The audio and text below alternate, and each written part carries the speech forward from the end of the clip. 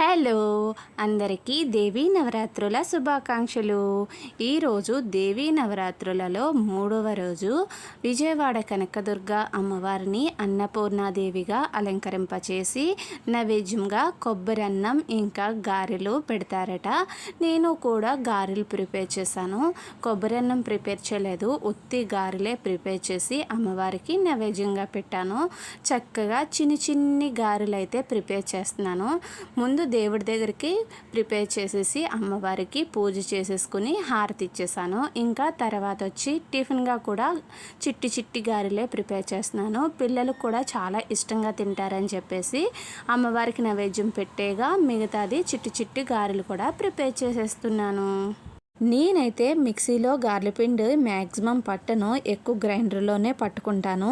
ఎందుకంటే మిక్సీలో కూడా చాలా బాగా వస్తాయి, క్రిస్పీగా, అలాగే నూనె పీల్చుకోకుండా చాలా బాగా వస్తాయి.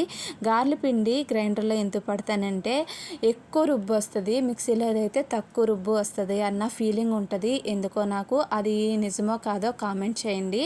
ప్రస్తుతానికైతే చిట్టి గారెలు అయితే ప్రిపేర్ చేసి వేసేస్తున్నాను. చాలా క్యూట్గా వస్తాయి.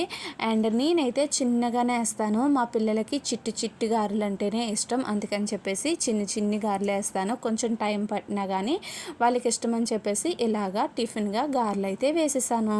మా వారికి గారెలు వేసినప్పుడు ముద్దపప్పు, రసం లేదంటే చికెన్ కర్రీ వేసుకొని తినడం అంటే చాలా ఇష్టం.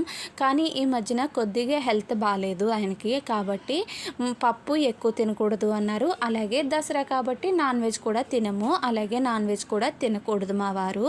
కాబట్టి నేనైతే చికెన్ కర్రీ ఎంత టేస్టీగా ఉంటుందో అదే టేస్టీతో ఆకాకరకాయ కర్రీ చేశాను లంచ్ బాక్స్లోకి. ఇంకా మార్నింగ్ మా వారికి ఆకాకరకాయ కర్రీ వేసి టిఫిన్గా ఇచ్చేసాను. మామూలుగా అయితే కొబ్బరి చట్నీ చేశాను ఈరోజు గారెల్లోకి, కానీ మా వారికి చికెన్ కర్రీతో తిన్నంత ఫీలింగ్ వస్తుందని చెప్పేసి గారెల్లోకి ఈ కర్రీ వేసి ఇచ్చేసాను.